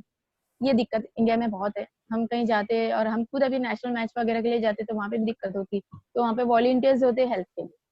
बट अदर कंट्री में आप जाओ तो मैंने अभी तक कोई दिक्कत नहीं झेली है। वहाँ पे इज़िली हो जाता है। उनका सब फैसिलिटी है, क्योंकि वहाँ पे तो डिसेबल के लिए तो वैल्यू भी है, उनको वहाँ सपोर्ट भी है। तो है, डिफरेंस है बहुत। अपने एशिया गेम में गोल्ड मेडल लाया, सही बात कर रहा हूँ ना? नहीं, नहीं, एशिया गोल्ड में नहीं, वो तो नेशनल के 2 2018, 2019 के नेशनल में गोल्ड मेडल जीता था। उसके मैच के बारे में जरा बताइए, कैसा हुआ था आपका उधर मैच? तो ये रिसेंटली पैरालंपिक का या आप 2018 की बात कर रहे हैं? पैरालंपिक का। पैरालंपिक पैरालंपिक का तो मैच मेरे लिए बहुत हॉरिबल था। मतलब कैसा है कि मुझे पोलियो है, तो पोलियो में कैसे बॉडी जितनी गर्म रहेगी उतना अच्छा है। अगर बॉडी ठंडी पड़ती है तो बोलते हैं ना, मूवमेंट के लिए बहुत मुश्किल हो जाता है। तो मैं अभी घर पे भी या कहीं पे भी रहो तो मैं बॉडी को गर्म ही रखना पसंद करती हूँ। ठंडी रहूंगी तो मुझे फीवर आना शुरू हो जाएगा, ये वो। तो वहां जाने के बाद थोड़ा ठंडा माहौल था, बाहर गर्म होता था, बस स्टेडियम पूरा एसी से था। और हम तो कभी यहाँ पे एसी में खेले नहीं है। शायद आई डोंट नो कि वो मेंटेलिटी में बैठ गया है या वो चीज ऐसी है। बट मैं जब 2 मैच खेली तो उतना अच्छे से नहीं खेल पाया जितना मुझे खेलना चाहिए था। मुझे भी लगा कि मैं वीक हूँ वहाँ पे, क्योंकि वहाँ पे फुल एसी था और बॉडी ठंडी है, व्हीलचेयर ठंडा, भगाना में जो मतलब 100% भगाते ना, वो 30-40% ही भगा रही थी, ऐसा हो रहा था। तो समझ में नहीं आया मैं क्या करूँ, किसके साथ शेयर करूँ, कुछ समझ में नहीं आ रहा था। एसी तो बंद होगी नहीं हमारे लिए पर्टिकुलर। तो फिर मैंने क्या किया, 4 टी-शर्ट्स पहने अंदर, 4 टी-शर्ट्स पहने, उसके ऊपर इंडिया का टी-शर्ट पहना, उसके ऊपर इंडिया का जैकेट पहना मैंने। तब जाके मेरी बॉडी में हिट आया और मुझे खेलने के लिए मूवमेंट आया। तो मैंने वो तब वो पहनने के बाद मेरा ईरान और अफगानिस्तान वुमेन्स के साथ मैच था उस टाइम पे। मैंने अच्छा खेला, 100% दिया। इतना तो समझा मुझे कि मुझे अब क्या प्रॉब्लम्स हो सकती है आगे, तो मुझे कैसे मैनेज करना है। तो वो तकलीफ थी, लेकिन मैच बहुत टफ था। थोड़ा मुझे भी लगा कि मैंने उनको टक्कर दी, गिर भी गई थी 2 बार। तो अच्छा है, बट अच्छा एक्सपीरियंस मिला मेरे लिए। वो मैच बहुत अच्छा था। मैंने पूरी 100% दिया, पूरा कोशिश किया। सो ऐसा था, जीते तो नहीं, हम जीत नहीं पाए। हमें भी अभी भी और प्रैक्टिस की ज़रूरत है और ट्रेनिंग की ज़रूरत है। तो हम कोशिश करेंगे नेक्स्ट ईयर अच्छा परफॉर्म कर सके और जीत के आए। आपने कहा कि आप कई दिनों से डिप्रेशन में थी। डिप्रेशन में बाहर आने के बाद आपने खेल ज्वाइन किया। खेल आपके लिए आपके जीवन को बदलाव लाया खेल से? बहुत, मेरी पूरी लाइफ चेंज हो गई है। इनफैक्ट जो डिप्रेशन में मैं थी, मैंने काफी बार अपने आप को बोलते ना खत्म करने की कोशिश की। मैंने 1 महीने में 3 बार सुसाइड किया था। और ऐसा था कि जो मेडिसिन, जो स्लीपिंग पिल्स मैंने लिए थे, 30 लेने पे इंसान बचता नहीं है, डॉक्टर ने बताया था। मैंने 30 लिया, तभी भी मुझे कुछ नहीं हुआ। मैंने फिर सेकंड टाइम 50 लिया, तभी भी मुझे कुछ नहीं हुआ। फिर थर्ड टाइम मैंने आपको प्रैक्टिकली मैंने गोली नहीं लिया, मैंने कोल्ड ड्रिंक में चूहे की दवा डाल के मैंने पिया था, माजा में। आज तक मैंने माजा नहीं छुआ फिर इसके बाद। तो ये हाँ, ये था। फिर तीसरी बार जब ये मैंने किया ना, तो मेरी दीदी ने आके मुझे अच्छे से समझाया, देख तू मरने वाली नहीं है, तेरा टाइम वेस्ट है, तू कितनी भी कोशिश कर ले, अब इतना समझा। फिर मुझे भी लगा हाँ, अब मुझे अपने आप पे ट्राई करना छोड़ना पड़ेगा। फिर मेरे थॉट में, अरे हॉस्पिटल का पैसा अगर मैंने घर वालों से ले लिया होता तो मैं पार्टी वार्टी कर सकती थी। तो ऐसा था। बट फिर उसके बाद मैंने छोड़ दिया। फिर उसके बाद छोड़ दिया, मैंने बोला हटा, मैं मेरी लाइफ के साथ जो कर सकती हूँ। अब समझ में आया कि मैं नहीं जाऊंगी और मुझे मेरा यूटिलाइज कहीं ना कहीं करना है। तो उस टाइम के बाद जब मेरे दोस्तों ने मुझे समझाया, संभाला, तो अच्छा लगता है कि कोई एक मेंटर हो लाइफ में, एक ऐसा सपोर्टेबल हो जो हमेशा आपके पीछे खड़ा हो, आपको चलना ना सिखाए लेकिन आपको रास्ता दिखाए, तो जरूरी है। अच्छा लगता है। हाँ, कभी कभी दोस्तों में बनती भी नहीं, आप भी जानते हो, आप लोगों में भी कभी कभी टीममेट में बनती नहीं होगी, झगड़ा होता है, अरे इसने ज्यादा किया, ये अच्छा खेल रहा है, ये कम, ये चीजें आती है। बट मैं एक ही सजेशन दूंगी, आप अपनी जो टीममेट है ना, उसको अप्रिशिएट करो। उसको ये नहीं बोलो कि अरे तूने ये ठीक नहीं किया। मतलब गलतियां सबसे होती है, एंड आई डोंट नो होती है, बट क्या आप उसको कैसे कवर करते हो, कैसे, क्योंकि आप अगर एक दूसरे को मोटिवेट करोगे तो टीम आगे जाएगी। इसीलिए क्योंकि इम्पोर्टेंट ये है कि अभी एक और है, ये इसकी उसकी बनती नहीं है, उसका टीम में इफेक्ट दिखता है, एग्री करती हूँ। बट क्या है, अगर आप रियल लाइफ में एक अच्छे दोस्त बन जाओ तो फिर आपको लगता है ये स्पोर्ट्स में इश्यूज आएंगे, नहीं आएंगे। मैं भी कोशिश करती हूँ, एग्री करती हूँ, मुझसे मेरी भी किसी के साथ बनती नहीं। पर मैं कैंप में होती हूँ या खेलने जाती हूँ तो मैं उसे बहुत परेशान करती हूँ। मैं एक्चुअली मेरी टीम में बहुत बदमाश हूँ, सबको छेड़ती रहती हूँ और सबको परेशान करती हूँ। इनफैक्ट कोचेस को भी नहीं छोड़े मैंने। तो सर भी मुझे बोलते। बट ठीक है, अभी आप अगर खुश रहोगे और स्टार को खुश रखोगे तो गेम में उसका इफेक्ट उल्टा आता है। तो मैं ज्यादातर बोलते हैं ना, लाइक कॉमेडी वीडियोस देखना पसंद करती हूँ। फिर म्यूजिक लगा के बच्चों के साथ डांस करना पसंद करती हूँ। माइंड डाइवर्ट करने का ये एक ऑप्शन है। अब जब टेंशन में हो तो उससे डाइवर्ट करने की कोशिश करती हूँ। अभी ये अगर आप बोलो तो मैं अभी ये जो मेरे लिए 2 महीना गया है ना, बहुत गंदा था। मैंने बहुत मुश्किल से सर्वाइव किया है। मेरा इनकम बंद है, शॉप का रेंट भरना है और ऊपर से बीमार हूँ तो उसका ट्रीटमेंट का पैसा मुझे आगे से बना के चलना पड़ता है। कोई, क्योंकि अगर मैं कल एडमिट होती हूँ तो मुझे ये सोचना है कि हॉस्पिटल का बिल का पैसा कहाँ से आएगा। तो ये सब पहले चीजें प्रिपेयर करनी पड़ती है। तो ये सब चीजों को 2 महीना 3 महीना से, जो मैं 4 महीने से घर पे हूँ, तो प्रेशर बढ़ रहा है मेरा भी। आपको सच कहूँ तो सागर सर ने पिछली बार ही कहा था मेरी कैपेसिटी नहीं होगी कि मैं आपको स्पीच दे सकूं, क्योंकि मुझे अंदर से फील नहीं हो रहा था कि मेरे अंदर कुछ है ऐसा। एक फिर मैं क्वारंटाइन सेंटर में चली गई और वहाँ पे भी था और भी पेशेंट थे जिनको ये सिम्टम्स है। और मेरी मॉम पॉजिटिव, उनका रिपोर्ट आया तो वो हॉस्पिटल में थे, हम सबको वहाँ रखा। तो वहाँ पे लकीली मेरा ऐसा हुआ कि मैं क्रचेस से गिर गई और उस वक्त भगवान साथ में था, क्या था पता नहीं।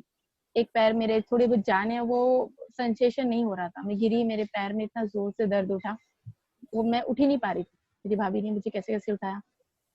तो बैड सिचुएशन आती है, लेकिन कहीं ना कहीं कोई आपका साथ दे रहा है अंदर, इसलिए शायद आप खड़े। तो मुझे ऐसा लगा मेरे जगह कोई दूसरा होता तो उसका पैर नहीं बचता था उसे। तो गिरी और उठी। फिर उस दिन आइडेक्स वगैरह लगा के भाभी ने मेरे मसाज किया, बच्चों ने पैर ऊपर नीचे किया, तब जाके मेरे दूसरे दिन मेरा पैर हिलना स्टार्ट हुआ। तो शायद मतलब वो संशय फील ही नहीं था, मुझे लगा मैं गई। तो एक डर है कि पहले से इस कंडीशन में अगर और कंडीशन खराब होगी तो कौन देखेगा।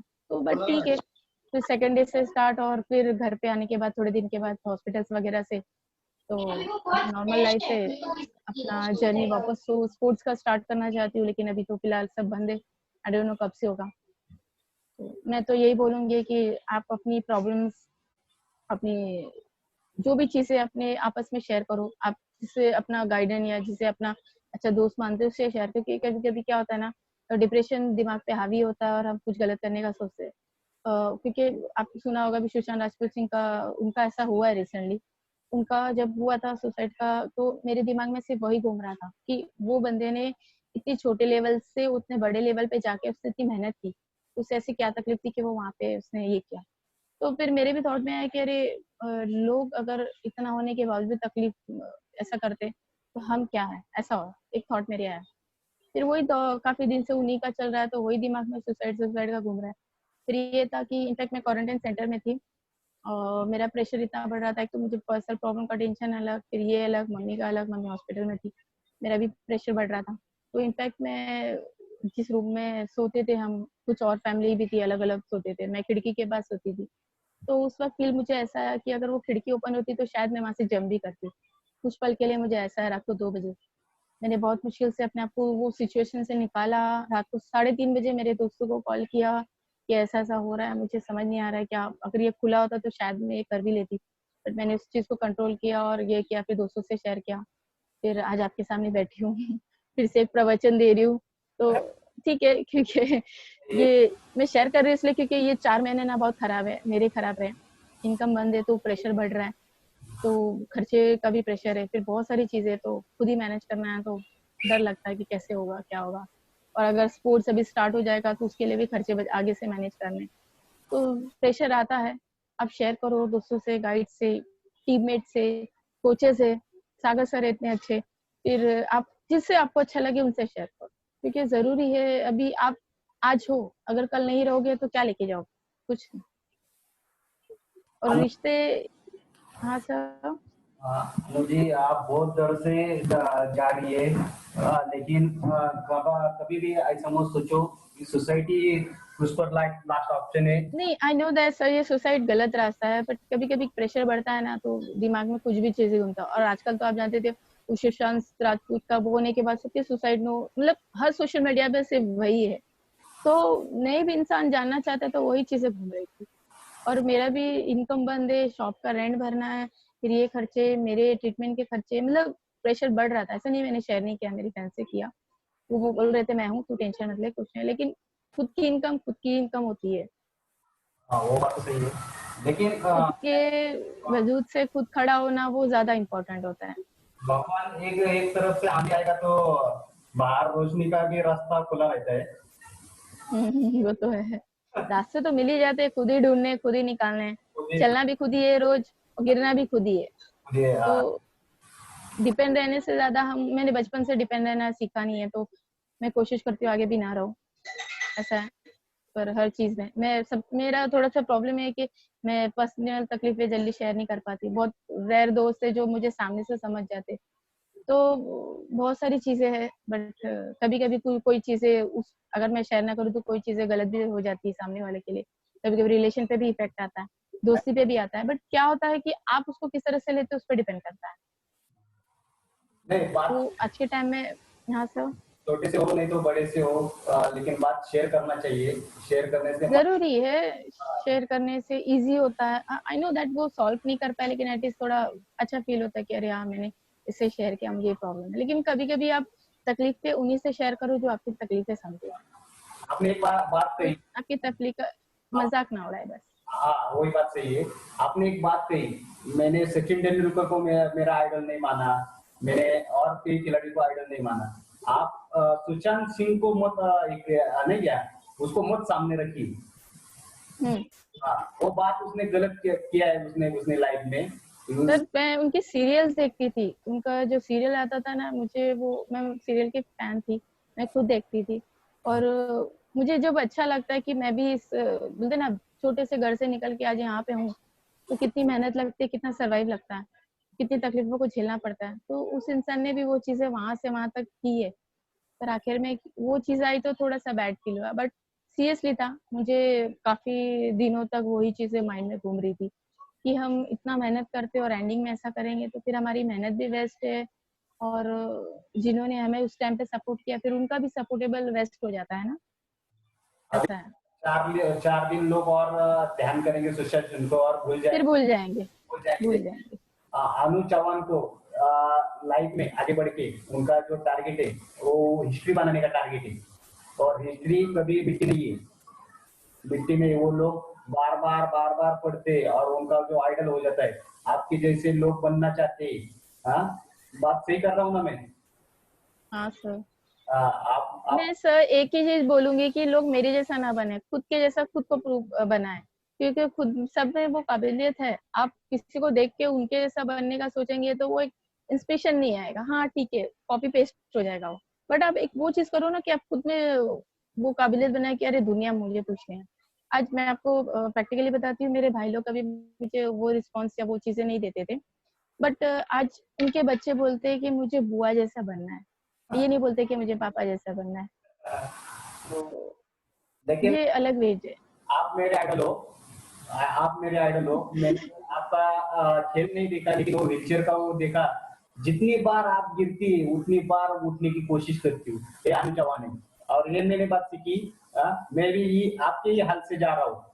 अपाहिज होना, विकलांग होना क्या बात होती है, क्या महसूस होता है, सब मैं अभी देख रहा हूँ 7 सालों से। लेकिन जब जब मैं डिप्रेशन में जाता हूँ, जब जब मैं कभी सोच ख्यालों में डूबता हूँ, तो मैं आपका वीडियो देखता हूँ। Thank you sir. आपको मैं अपने सामने रखता हूँ। अभी कदा भी मेरे को सागर सर बोल रही ना आप, तो कदा भी आप ऐसा ख्याल में मत लाइए कि मैं डिप्रेशन में जा रही हूँ, मैं ऐसा करके नहीं, एक मैंने जस्ट शेयर किया क्योंकि स्पोर्ट्स प्लेयर में ये चीजें आती है। और क्या होता है, कुछ लोग शेयर नहीं करते, कुछ लोग ये नहीं, क्योंकि मेरे साथ जो सर्वाइव हुआ मैं नहीं चाहती और प्लेयर्स के साथ हो। तो वो चीजें शेयर करना जरूरी लगा, देन मैंने किया। मैं बोल रही हूँ ना, मैं गिरती हूँ खुद उठती हूँ, खुद उड़ती हूँ, ये हमेशा से मेरे साथ हुआ है। मैं पहले भी गिरी हूँ, खुद उठी हूँ, खुद आज खड़ी हूँ। तो ये आगे और भी प्रॉब्लम्स आएगी, हो सकता है।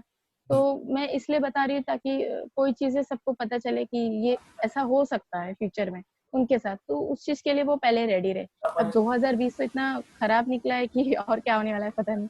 सब बच्चे खिलाड़ी इस अनु चौहान को सुन रहे हैं। देखो, अनु चौहान एक विकलांग रह के डिप्रेशन में जाके, डिप्रेशन से बाहर आके तो खुद को कैसा संभाला है। और रही एक बात, उनकी मम्मी पॉजिटिव पेशेंट थी। हाँ, अभी भी वो उससे ये कर रही है, क्या बाहर आ गई है? अभी कैसे नहीं, बाहर आ गए हैं। अब हम सब घर पे आ चुके हैं। मैं घर से आपसे बात कर रही हूँ, मैं क्वारंटाइन सेंटर होती तो नहीं करती शायद आपसे। अरे वाह, सब आपके चौहान चौहान फैमिली पूरी योद्धा है। योद्धा, उनको सैल्यूट है हमारा। आप मम्मी जी के बारे में क्या कहना चाहेंगे? मम्मी जी आपके साथ आपकी जैसी है, जिद्दी? मेरी मम्मी थोड़ी शांत है, मतलब जो चीज नहीं है तो नहीं है, ऐसा वो डिमांड किया उन्होंने कभी पापा से या नहीं, ऐसा नहीं। मेरी मॉम हमेशा से मुझे सपोर्टेबल करती है, तो अदर लोग को नहीं करते, तो उनको मम्मी को हमेशा भाई वगैरह डराते थे, ये बाहर जा रही तो गलत करेगी, तो वो फिर भी लड़के करती थी। मुझे भी बहुत बार बोलती थी बाहर जा रही है तो अच्छे से रहना, अच्छे से करना, कुछ नया कर। तो जब से मैं काफी बार टीवी पे आ चुकी हूँ तो मुझे देख के बहुत खुश होती है, अब प्राउड फील करती है। जो चीज मेरे भाई लोग के इस पे या पेरेंट्स को दिखाना था कि मैं कुछ कर सकती हूँ, वो बिना कुछ बोले ही हो गया। इनफैक्ट कभी मेरा इंटरव्यू या कभी कुछ आता है, आर्टिकल्स आते हैं, या बीबीसी न्यूज ने मुझे कवर किया था, एबीपी न्यूज मराठी ने कवर किया, द ट्रैवल बॉक्स ने, मार्शेबल इंडिया ने, तो मैं किसी के पास गई नहीं। सब सामने से पता नहीं कहाँ से कॉन्टेक्ट मिलते हैं और आते हैं मुझे कनेक्ट करने के लिए।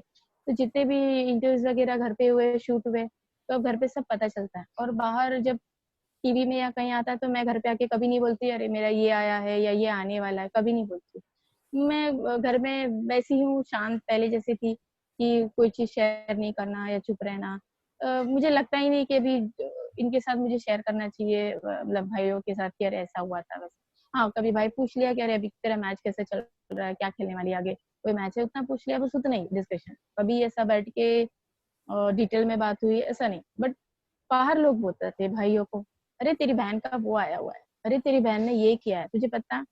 तब भाइयों को बाहर से न्यूज मिलती है, घर से कभी नहीं मिलती है। तो वो एक अलग माहौल लगता है, तब अलग लगता है। अरे 4 लोग जब मेरे बारे में बताया कि तब उसको फील होगा अरे क्या, हाँ मेरी बहन का। तब मेरा भाई आके मुझे बताता है तेरा न्यूज आया था, तूने देखा? मैंने बोला हाँ, मुझे सुबह ही पता है। तो ये बहुत बार होता है। मम्मी को बहुत प्राउड फील, आप पर नाज है, आप पर। हाँ? ऐसा तो कभी उन्होंने खुल के बोला नहीं, लेकिन अब न्यूज वाले और काफी लोग आते हैं घर पे, तो उसे भी समझ में आ गया। बट कहने पे और बोलने में फर्क होता है, आप भी समझते हो। नहीं, कई लोग बोल के नहीं दिखाते, कोई आगे से खुश होता है लेकिन दिखाते नहीं। और मेरा भी थॉट ऐसे ही है, खुद बोल के खुद की बड़ाई करना ना, दुनिया आपके बारे में बताए तो बात अलग होती है। अभी दुनिया आपको बता रही है, अनुजी चाहिए प्रोग्राम के लिए, अनुजी चाहिए प्रोग्राम के लिए। मैं आपके पीछे कितने दिन लगा था, अरे प्रोग्राम करो, अरे दीदी प्रोग्राम करो, हाँ, करो। इतना सॉरी सर, आपको वो टाइम ज्यादा नहीं दे पाई थी उस टाइम पे, तो ऐसा ठीक सिचुएशन था कि सिचुएशन हालत था। लेकिन ये तो प्राउड फील है ना, लोग आपके पीछे लग रहे हैं। हाँ? ये प्राउड फील बात है। और मैं आगे जाना चाहता हूँ, आपके कोच सर, उनके बारे में क्या कहना चाहेंगे आप? हमारे कोच से हमारी बेइज्जती पहले बहुत करते हैं, मैं आपको क्लियरली बताती हूँ। पटाया में हमने जो मैच जीते नहीं, तो वहां से जो हमारी बेइज्जती हुई, आई थिंक सो 100 क्रॉस हो चुका है, काउंटिंग कर रहे हैं वो, और करेंगे 1 साल जब तक नहीं जीतेंगे वो। तो अच्छे है, बहुत अच्छे, बिना फीस के आज कोई किसी को पूछता नहीं है। उन्होंने हमें 3 साल फ्री में सिखाया है, सपोर्ट भी किया है, व्हीलचेयर्स के लिए भी हेल्प किया उन्होंने। मतलब बहुत सारे लोग हैं ऐसा जो हेल्प कर रहे हैं, और कोचेस जो हमारे बेस्ट है।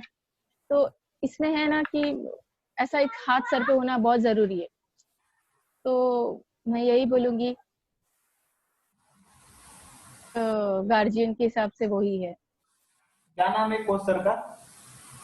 कैप्टन लुइस, कैप्टन वो लुइस। पुणे आते हैं सागर सर, मैं आपसे इंट्रो कराऊंगी। ओके ओके, उनके मिलना ही चाहिए। मैं भी बच्चों को अभी लॉकडाउन है इसलिए मैं जूम ऐप पर उनको सिखा रहा हूँ। एक ही पैसे का फी नहीं लेता उनसे। सुन रही मेरे को आप?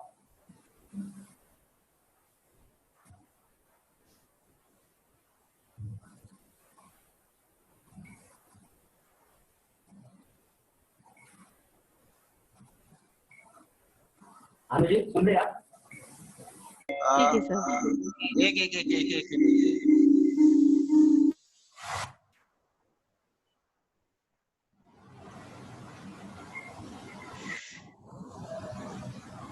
हाँ, आवाज आ रही है मेरी अनुजी? यस सर, आ रही है सर, आ रही है। Okay okay. मैं भी पुणे में 8 से 9 बच्चों को मूड में कबड्डी सिखाता हूँ, कोई फी नहीं लेता उनका। मैं बड़ा बात नहीं कर रहा हूँ, लेकिन जो ऐसा काम कर रहे हैं स्पोर्ट में, जो आपके जैसे लोगों को मुफ्त में सिखा रहे, अच्छी राह पर ला रहे, उन सबसे मिलना ही चाहिए। तो पुणे में आएंगे तो उनको बताओ, उनसे मेरे को। हाँ जरूर सर, मैं हाँ, आऊंगी पुणे। हाँ, तो आपसे भी मिलेंगे और आपके दोस्त से भी मिलेंगे। तो थोड़ा सा आगे जाए। जरूर सर। हाँ आ, सर। आपने कहा टाइम खत्म होने को आया है, खत्म हुआ है फिलहाल, 1 बज गए हैं। तो मैं आपको एक आखिरी सवाल पूछना चाहता हूँ। आप बोलिए सर। आप यूथ को क्या संदेश देना चाहेंगी? मैं तो यही बोलूंगी कि कंपटीशन बहुत है बाहर, बहुत लोग डरते हैं कि हम यहाँ नहीं पहुंच पाए तो हम क्या करेंगे, कैसे करेंगे। कंपटीशन या फाइनल स्कोर का मत समझो, आपने कोशिश की वही काफी है। जब तक आप कोशिश नहीं करोगे, वो स्कोर या फाइनल वहां तक पहुंचना, बोलते ना, वो मुश्किल है। हर कोई पहुंचेगा ये गारंटी भी नहीं है, नहीं भी पहुंच सकते हो। पर हार मत मानो, एक वे खत्म होगा तो दूसरा है, कोशिश करो। और मैं ये भी बोलूंगी कि बहुत से डिसेबल है घर पे है, बाहर निकले, बाहर की लाइफ को देखे, अपनी लाइफ को वेस्ट ना करे। और बहुत सारी ऐसे स्पोर्ट्स या बहुत सारी एक्टिविटी आप कर सकते हो, तो कोशिश करते रहे। और मैं तो आप लोगों को बोलना चाहूंगी कि सागर सर इतना सपोर्ट कर रहे, उनके सपोर्ट का यूटिलाइज कीजिए, एक ऐसा कुछ करके दिखाइए कि सर को लगे कि हाँ, मेरी मेहनत वेस्ट नहीं हुई। तो मैं भी ये कोशिश करती हूँ कि मैं पूरा 100% दूँ। मेरे कोच ने जो मुझे भरोसा किया है या जो ट्रस्ट दिया है, वो हमेशा सर्वाइव करे। और मतलब उनको कल ये फील ना हो कि कहते हैं ना कि मैंने अपना टाइम वेस्ट किसी खराब चीज पे कर दिया, ऐसा। मेरे सर, मेरे कोच मुझे ना हमेशा कभी कभी बोलते हैं कि आप टीम का बड़ा खड्डा हो। तो मैं एक ही सर को बोलती हूँ, सर ये टीम का बड़ा खड्डा ही काम आता है फाइनल लास्ट में। तो बहुत सारी चीजें होती है। हाँ सर। आप बोलिए, सुन रहा हूँ। ये सर इनफ। सब बच्चों को, खिलाड़ियों को एक अच्छी मिसाल दी है। आप कुछ भी कीजिए, लेकिन अच्छा काम कीजिए। और आगे आगे बढ़ते रहिए। आज आपने में इंटरनेशनल प्लेयर बास्केटबॉल खिलाड़ी अनु चौहान अपने साथ थी। आज अनु चौहान मैम ने बहुत ही अच्छा मार्गदर्शन किया, सफल बात की, बहुत ही डीप नॉलेज दिया कि जीवन जीवन कैसा जीना चाहिए, जीवन में कितना भी परेशानी आई तो डर के मत जाओ, भाग के मत जाओ, उसको दो हाथ करो। ये बात आनु जी ने उनके जीवन की पता चली। आनु जी, आपने इतना बड़ा समय इन बच्चों के लिए निकाला, आपको एक तहे दिल से थैंक यू सर। धन्यवाद। तो अभी धन्यवाद सर। बाहर का सब पूरी दुनिया पूरी वर्ल्ड ये कोरोना के खिलाफ युद्ध कर रही है।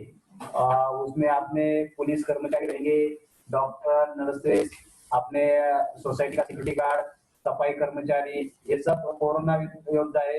और हम घर में बैठ के कोरोना से तो हटले, तो अपना बढ़ाने के लिए हम आत्मविश्वास बढ़ाने के लिए हम एक कार्यक्रम का समारोह राष्ट्रगीत से करते हैं। तो मैं सबको अनुरोध करता हूँ, सब खिलाड़ी को अनुरोध करता हूँ कि अपने जगह एक मिनट इंटरनेशनल कोच ईरान की कबड्डी की कोच शैलेजा जैन मैम आई है। जैन मैम सुनाई दे रहा है ना?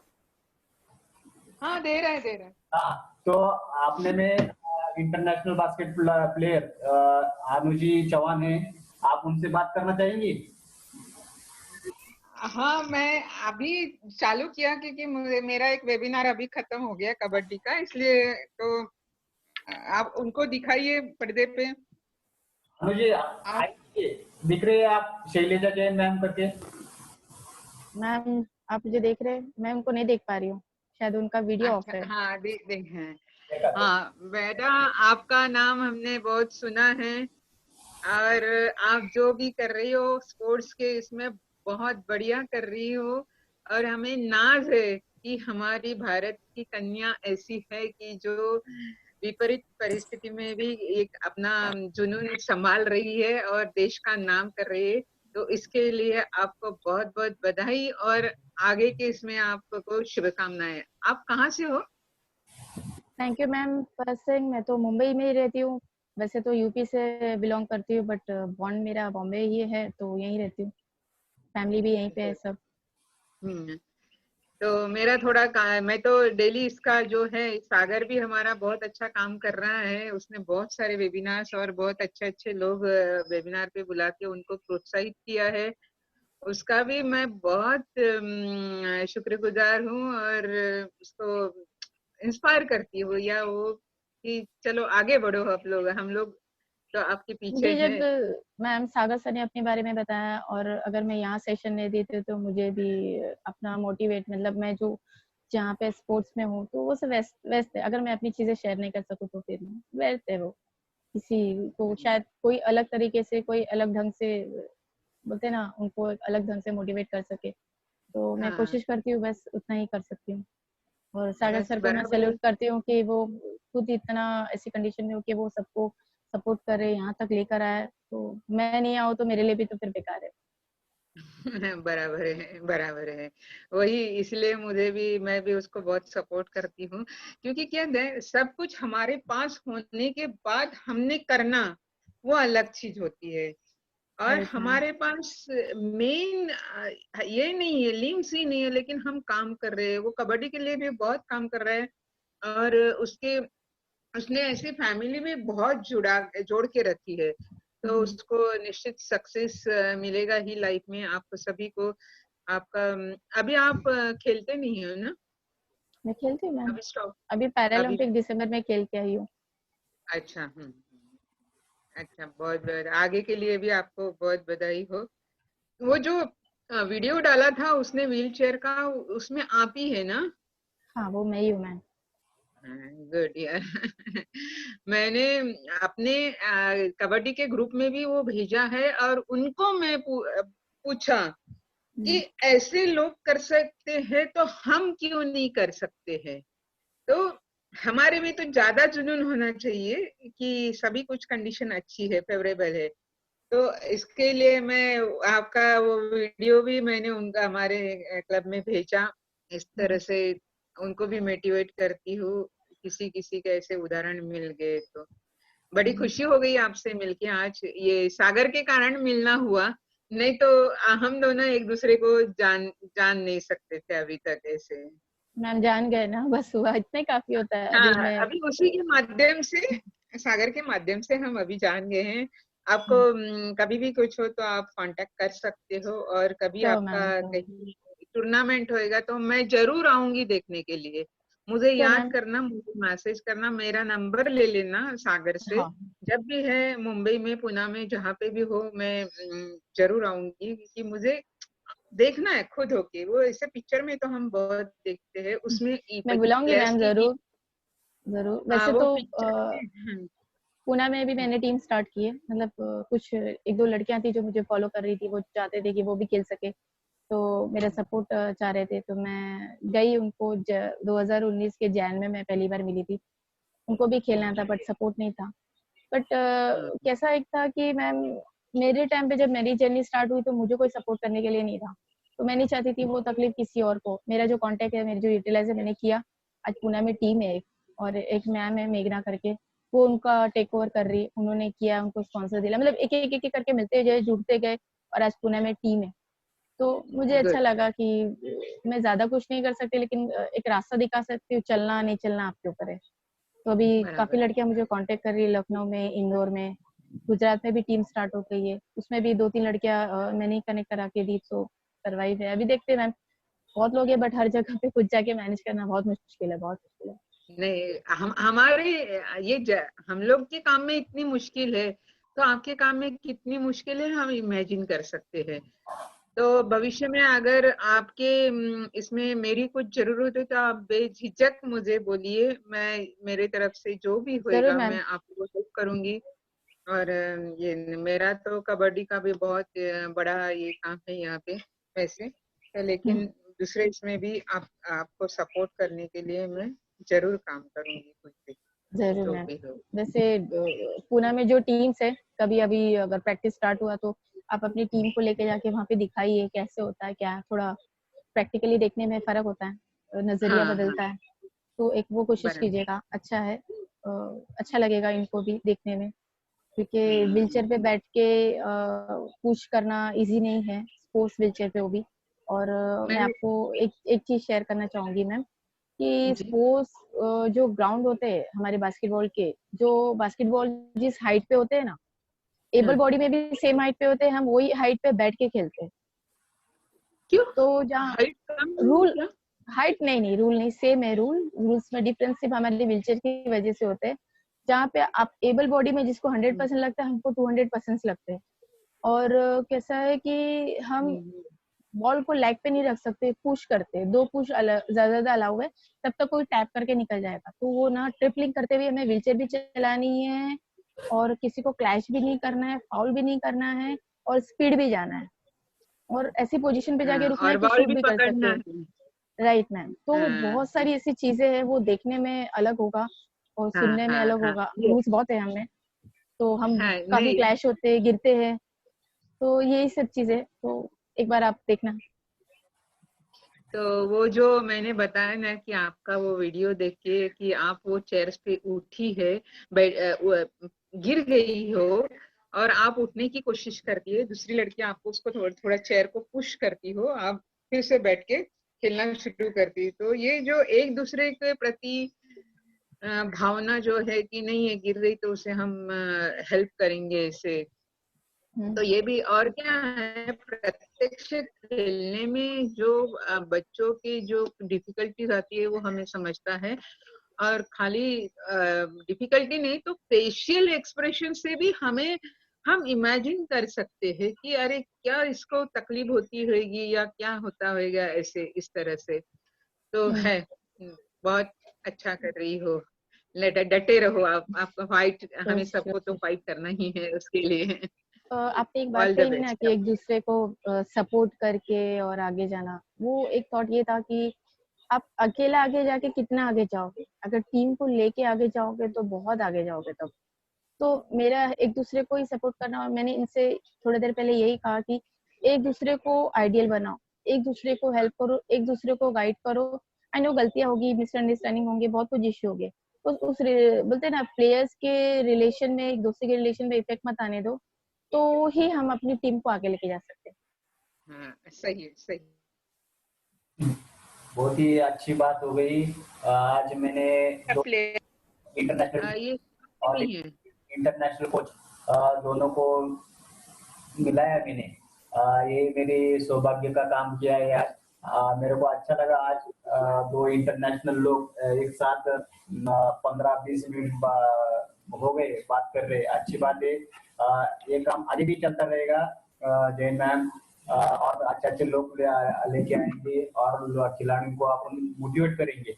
और अभी कार्यक्रम समाप्त होने से हो गया है, तो मैं आप सबको अनुरोध करता हूँ कि आप अपने जगह खड़े रहिए। राष्ट्रगान लगने वाला है अभी। गुड।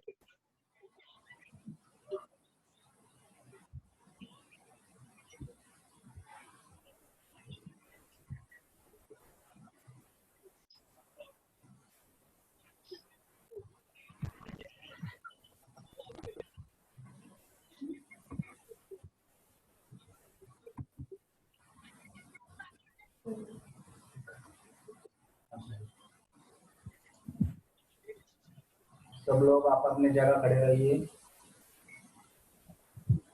जनगण अधिनायक जय भारत भाग्य विधाता, पंजाब सिंध गुजरात मराठा द्राविड़ उत्कल बंगा, विंध्य हिमाचल यमुना गंगा, उज्जल जलधि तरंगा।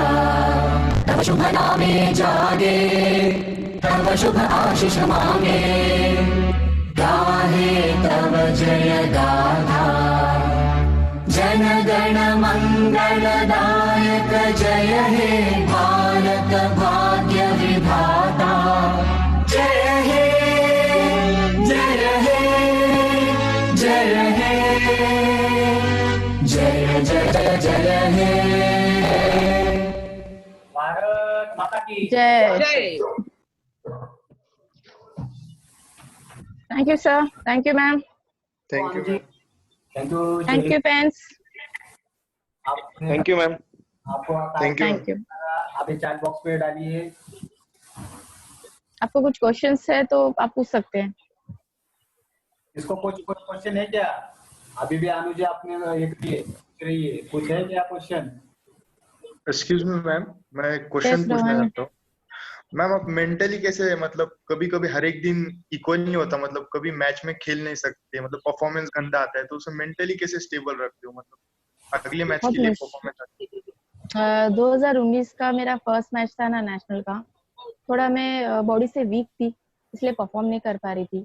होता है, हर दिन एक जैसा नहीं होगा, ये बात तो सही है, बट उस टाइम पे अपने को कैसे कंट्रोल करना है, खुद ही को उस टाइम पे सिचुएशन पे सोचना जरूरी है। तो एक टाइम 2019 का मेरा फर्स्ट मैच था, बहुत खराब था, मतलब मैं एक भी स्कोर नहीं कर पा रही थी, और क्योंकि मेरी बॉडी वीक थी, मुझे शायद एक दिन पहले फीवर था, कुछ तो था, याद नहीं है मुझे। बट सेकंड मैच मैंने अच्छे से खेला, थर्ड अच्छे से खेला, फोर्थ और इम्प्रूवमेंट हुआ। तो खुद को ही मेंटल कंट्रोल करना है, वो सिचुएशन होती है, वो डिपेंड करता है आप कैसे उससे लेते हो। सोचना नहीं है, सिर्फ उस वक्त बास्केट सोचो, स्कोर कितना करना है वो सोचो, या फिर आप जब कबड्डी में होते हैं कि वो जो लाइन होती है आपकी, उसको कैसे क्रॉस करना है। अब वो पिक्चर में हीरो की तरह जंप मार के तो नहीं कर सकते, पर वो ट्रिक भी नहीं होती है, तो आप पे डिपेंड करता है कि आप प्रैक्टिस कैसे करते हो। मैम और वो हाइट, जो रिंग की हाइट मैम, वो 10 फीट ही होती है क्या मैम? आपके लिए भी हाँ, 10 फीट ही मतलब होती जो है? सेम हाइट है। अब जो अच्छा। एबल बॉडी में जो हाइट पे खेलते हैं वही हाइट पे हम बैठ के खेलते हैं, तो हमें और ज्यादा स्टेमिना लगता है, और हमारा जो अपर बॉडी यानी हाँ मैम, शोल्डर है और ये ताकत रिस्ट जो है, ये शूटिंग के बहुत लिए जो, हाँ मैम, शूटिंग के लिए बहुत जो स्ट्रॉन्ग, ताकत है बहुत। बहुत मैम हम स्ट्रॉन्ग खड़े होना होके भी जरूरी नहीं है। कर पाते मैम, और खड़े होके भी हम कर सकते हैं। शौक होगा वो वीडियो देख के। है थोड़ा है, लेकिन इंटरेस्टिंग है थोड़ा सा, देखने यस वालों मैम। को थोड़ा अच्छा लगता है। तो यस हमें वही हाथ पे बैठ के वही हाइट पे, बोलते हैं ना 200% अपना स्टेमिना देना पड़ता है। यस जरूर। Thank you ma'am. Thank you. Rohan, अच्छा क्वेश्चन पूछा तूने। और कौन पूछना चाहता है क्या?